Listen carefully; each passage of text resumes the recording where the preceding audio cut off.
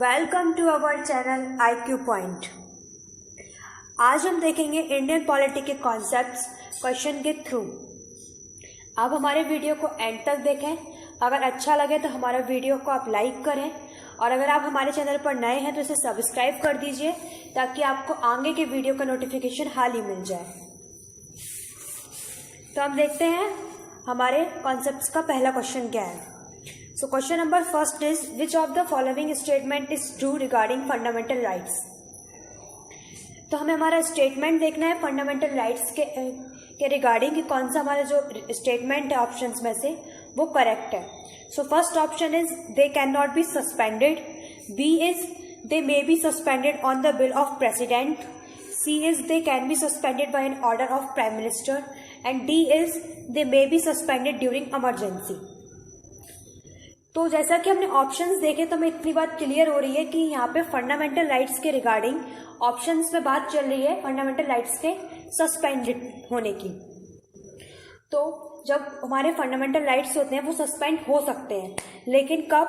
जब हमारी कंट्री में कोई भी इमरजेंसी लगती है तो हमारे फंडामेंटल राइट्स हैं वो हमारे सस्पेंड हो सकते हैं ऑन द रिकमेंडेशन ऑफ। हमारे कॉन्स्टिट्यूशन में 3 टाइप्स ऑफ इमरजेंसी को डिफाइन किया गया है। First is national emergency, second is presidential rule and third is financial emergency. जिनमें से फाइनेंशियल इमरजेंसी हमारी अभी तक हमारे देश में इम्प्लीमेंट नहीं हुई है और ये 3 टाइप्स ऑफ इमरजेंसी हमेशा रिकमेंडेशन ऑफ प्रेसिडेंट ही होती हैं। तो हमारे जो फंडामेंटल राइट्स हैं वो सस्पेंड हो सकते हैं in the case of emergency on the recommendation of president. So our option is D is right because option D is saying they may be suspended during emergency.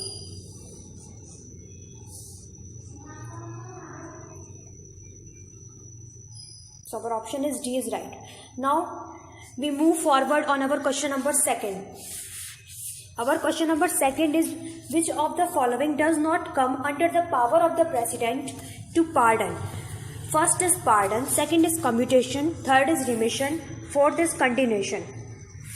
तो इस question में हमसे कहा जा रहा है कि प्रेसिडेंट के पास पार्डन की कौन सी पावर नहीं है। फर्स्ट इज हमारे प्रेसिडेंट के पास पार्डन की पावर है, वो डिफाइन की गई है हमारे आर्टिकल नंबर 72 में। आर्टिकल 72 में और जो पार्डन की पावर है वो हमारे 5 on the basis of 5 grounds. First is pardon, second is commutation,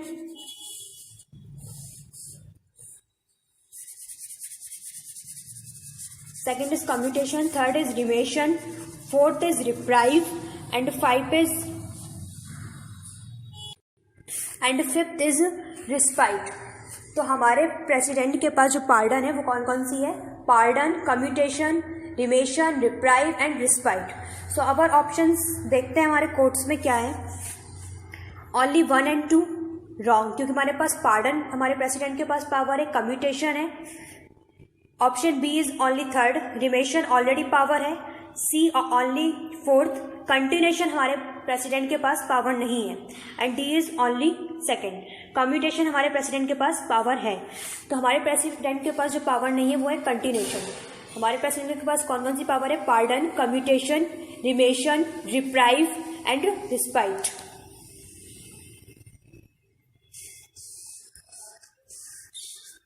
so our option is C is correct. Now we move on our question number 3. Under which article provision of discrimination on grounds of religion, race, caste, sex and place of birth is mentioned? Our option is A. Article 17, option B. Article 14, option C. Article 21, option D. Article 15. आप सभी ने एक movie देखी होगी article 15। जो हमारी article 15 आई थी वो बात करती थी मूवी की हमारे जो प्रोविजन है डिस्क्रिमिनेशन पर on the grounds of religion, race, caste, sex and place of birth उसमें मेंशन किए गए हैं। सो इस हिसाब से हमारा जो आर्टिकल 15 है वो ऑप्शन हमारा राइट है, बिकॉज आर्टिकल 17 जो है वो बात करता है एबोलिशन ऑफ अनटचेबिलिटी की। आर्टिकल 14 है, वो बात करता है हमारा equality before law and equality protection of law. और आर्टिकल 21 जो है वो हमारा बात करता है protection of life and personal liability की।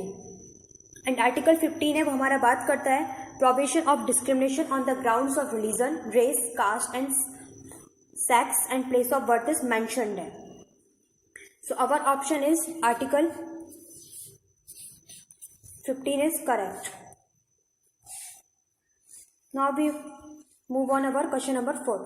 How much time it took for constituent assembly to finalize the constitution? हमारे कॉन्स्टिट्यूशन को तैयार होने में कितना टाइम लगा था हमारी कॉन्स्टिट्यूंट असेंबली को? हैज वी नो दैट हमारा जो कॉन्स्टिट्यूशन है वो सबसे one of the lengthiest written form में है।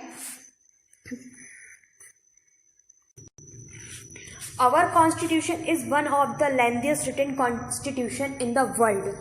तो हमारा जो कॉन्स्टिट्यूशन है इसको सबसे ज़्यादा टाइम लगा था तैयार होने में और सबसे ज़्यादा लेंथीएस्ट रिटन फॉर्म में है। तो हमारे कॉन्स्टिट्यूशन को तैयार होने में लगा था 2 साल 11 महीने 18 दिन। Our option A is correct. Now our question 5th is how many schedules are there in Constitution of India? हमारे कॉन्स्टिट्यूशन में कितने शेड्यूल्स हैं? तो हमारे कॉन्स्टिट्यूशन ऑफ इंडिया में टोटल 395 आर्टिकल्स हैं,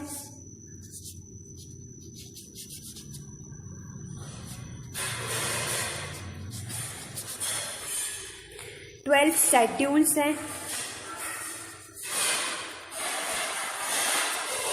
और 103 अमेंडमेंट्स हुई हैं अब तक।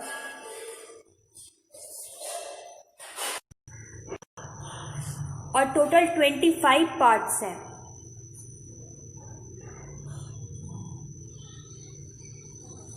हम देखते हैं हमारे ऑप्शंस में क्या दिया है। हमारे ऑप्शंस में 10 शेड्यूल्स, 12 शेड्यूल्स एंड 14 शेड्यूल्स।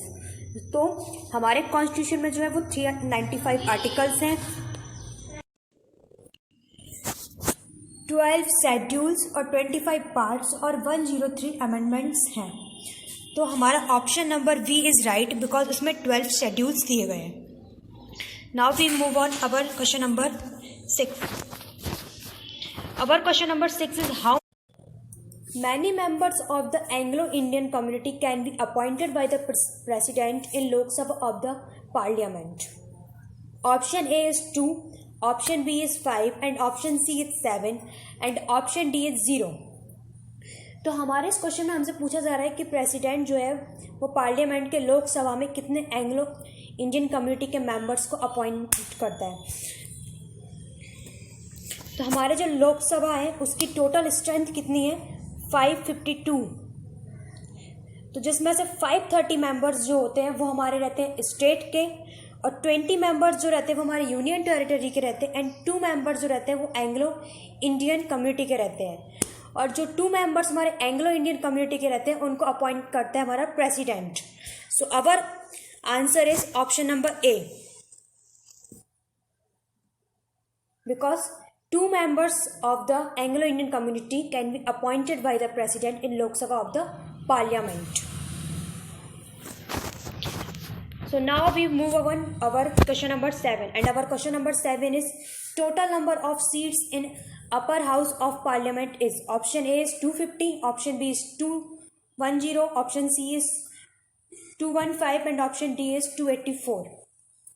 तो हमारे क्वेश्चन नंबर 7 में हमसे पूछा गया है हमारे पार्लियामेंट की राज्यसभा की टोटल नंबर ऑफ सीट्स कितनी है। तो हमारे टोटल नंबर ऑफ सीट्स है हमारे राज्यसभा की 250, जिनमें से मैक्सिमम नंबर हमारी कितनी फिल हो सकती है? 245।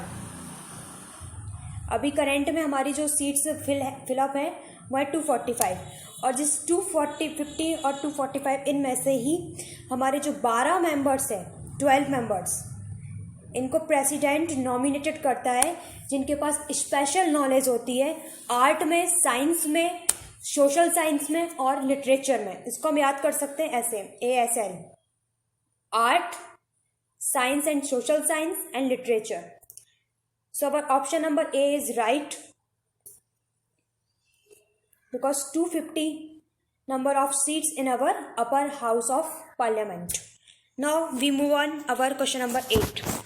Our question number 8 is minimum age required to contest for Lok Sabha election.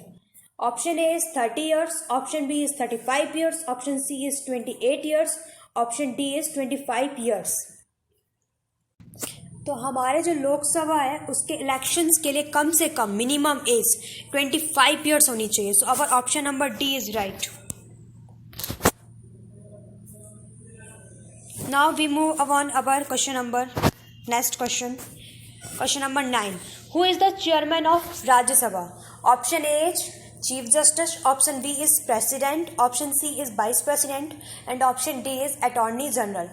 सो हमारा जो वाइस प्रेसिडेंट ऑफ इंडिया है वो हमारा ex chief officio of our Rajya Sabha. तो हमारा जो राज्यसभा का चेयरमैन होता है वो हमारा वाइस प्रेसिडेंट होता है. और इस वाइस प्रेसिडेंट की जो पावर होती है राज्यसभा में वो बिल्कुल लोकसभा के स्पीकर की तरह होती है. मीन्स जितनी पावर हमारे वाइस प्रेसिडेंट के पास होती है उतनी ही पावर हमारे लोकसभा के स्पीकर के पास होती है. So our option number C is correct. Vice president is the chairman of Rajya Sabha. Now we move on our question number 10.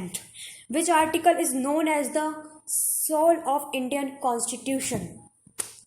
Option A is Article 108, option B is Article 32, option C is Article 72 and option D is Article 200. हमारा जो Article 108 है वो बात करता है joint sitting of to houses. हमारा जो Article 32 है इसको हम बोलते हैं सोल ऑफ इंडियन कॉन्स्टिट्यूशन. क्यों बोलते हैं? क्योंकि हमारा जो आर्टिकल 32 है ये बात करता है अगर हमारे किसी भी फंडामेंटल राइट्स की वायलेशन होती है तो हम उसके थ्रू हम सुप्रीम कोर्ट जा सकते हैं. इसमें हमारे 5 रिट्स दिए गए हुए हैं: हैबस कॉर्पस, सैरेटरी, प्रोविएशन एंड मैंडमस. तो आर्टिकल 32 को इसीलिए हम सोल ऑफ इंडियन कॉन्स्टिट्यूशन कहते हैं बिकॉज क्योंकि अगर हमारे किसी भी फंडामेंटल राइट्स की वायलेशन होती है तो हम सीधे जाके सुप्रीम कोर्ट में अपनी कंप्लेंट कर सकते हैं. And our article 72 is saying pardoning power of president, जो कि हमने पहले देखा था कि हमारे प्रेसिडेंट के पास कौन कौन सी पार्डनिंग पावर है. And article 200 is our veto power of the president. So our option B is correct. Article 32 is known as the soul of Indian Constitution. Thanks for watching my video till the end. If you like my video, please like and subscribe and share to all your friends. Thank you.